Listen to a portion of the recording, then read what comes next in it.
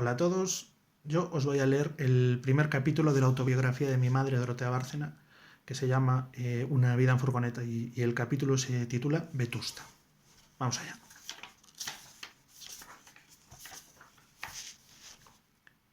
Observé atentamente mi imagen en el espejo. No estaba mal la sonrisa que se dibujaba en mis labios junto a aquella mirada chispeante y juguetona. Es esta, me dije. Sí, esta es la expresión de la princesa Yasmina. Por fin, después de mucho probar ante el espejo con diferentes tipos de miradas y sonrisas, había llegado a la que más credibilidad me ofrecía. Volví a observarme con atención y cada vez estaba más convencida de que esa sería la apariencia de la misteriosa princesa del desierto. ¿De qué desierto? Daba igual. Acababa de crear un nuevo personaje para aumentar la galería de seres imaginarios que estaba coleccionando, para enriquecer el proceso de construcción de personajes que tendría que realizar en el futuro, como la grandísima actriz que sin duda sería. La princesa Yasmina era la protagonista de los últimos juegos que mi panda y yo realizábamos los domingos.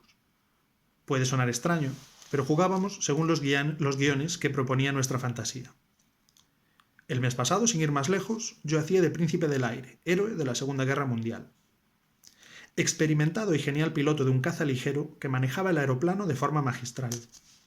Yo estaba puestísima en la Segunda Guerra Mundial, porque devoraba con una gula compulsiva todos los tebeos de la colección hazañas bélicas que caían en mis manos.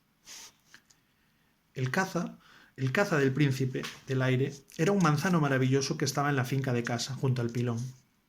El manzano era tan importante como yo.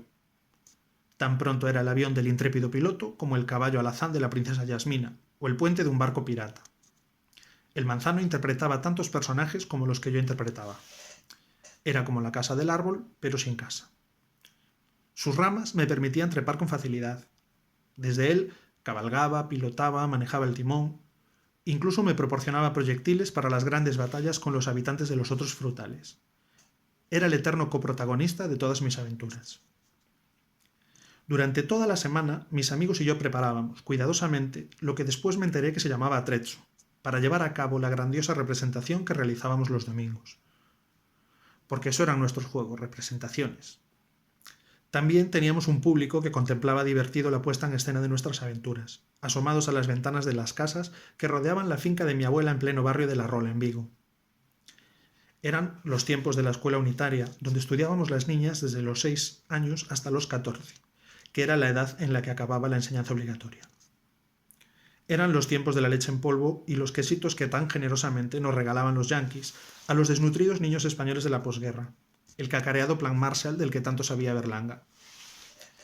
Eran los tiempos del hambre y las cartillas de racionamiento, donde para comprar de comer, además de dinero, eran necesarios cupones específicos de cada alimento, y el azúcar era moreno y el pan negro y los pollos eran de corral, y la leche te la traían las lecheras y nada estaba empaquetado, y la fruta sabía fruta, y el marisco te lo ponían de tapa cuando tomabas una taza de vino.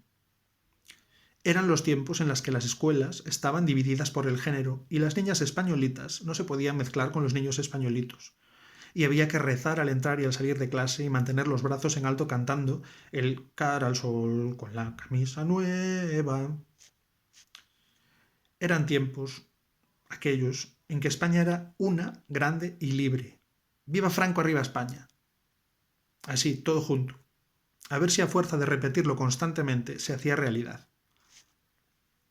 Eran los tiempos en que todos los tabúes eran posibles y a Hilda le censuraron el striptease del guante y la bofetada de Glenford.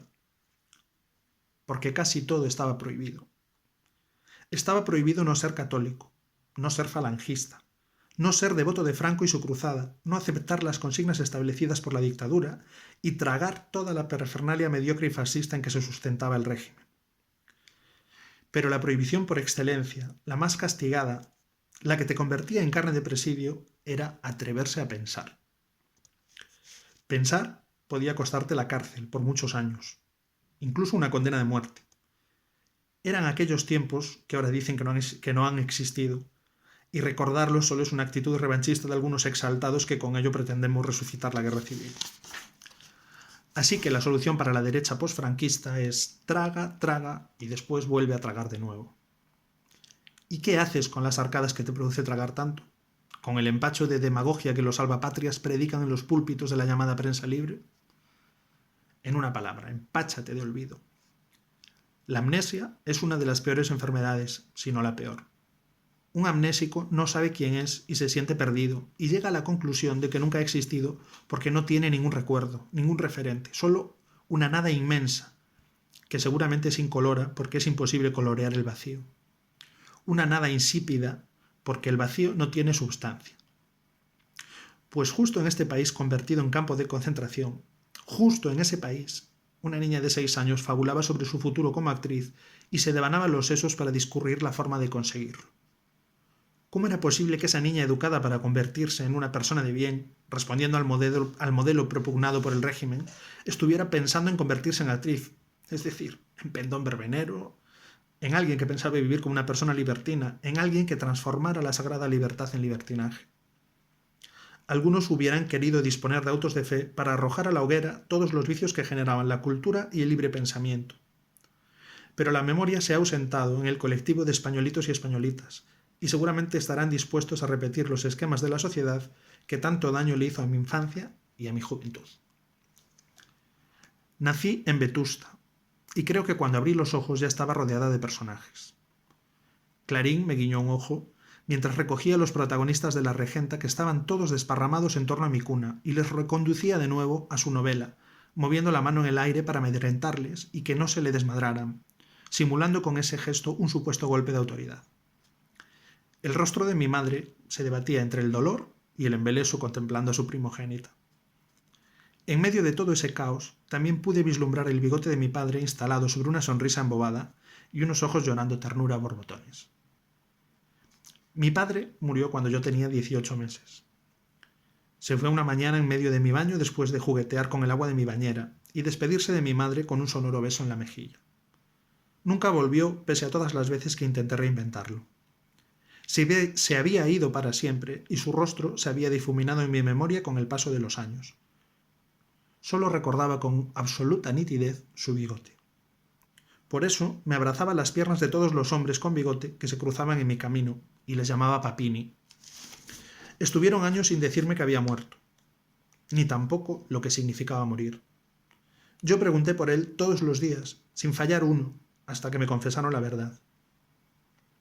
Mi padre era guardia de asalto, como podía haber sido cura o carpintero o cualquier otra cosa. Así que cuando vivía, le tocaba ir muchas veces al monte a dar batidas contra los maquis. Y en el monte, precisamente, me decía mi madre que estaba. Cuando tenía casi 5 años y ya viviendo en Vigo, fue cuando me confesaron a coro, mi madre y mi abuela, que había muerto y estaba en el cielo. Estuve silenciosa un tiempo que provocó una gran angustia en mis interlocutoras. Cuando hablé por fin, mi comentario provocó el llanto de ambas. Espero que en el cielo tenga botas nuevas y no pase frío en los pies. Nunca más les volví a preguntar por él. No tener padre supuso un gran trauma para mí. Hablaba de él como si estuviera vivo. Se convirtió en algo obsesivo. Llegué a convencerme de que a mí también me llegaría la muerte a los 29 años. Todos decían que era igualita que él. Estaba convencida de que era una especie de clon de mi Papini y que repetiría paso a paso su estado de salud, igual que se habían repetido en mí los ojos, la nariz, el corte de cara, los gestos. Y así hasta confeccionar una lista interminable que, según todos los que lo habían conocido, había heredado de él. Todo eso hacía que su ausencia fuera un auténtico agujero negro que lo tragaba todo. Con el paso de los años, su recuerdo dejó de ser una obsesión para convertirse en una nostalgia, y el agujero negro se fue llenando de mariposas, campos verdes y eterna primavera. Toda la primera etapa de mi vida fue una gran prolongación del estilo de vida de Vetusta. Por eso estoy convencida de que el fantasma de Leopoldo Alas Clarín fue testigo de mi nacimiento en Oviedo en julio de 1940.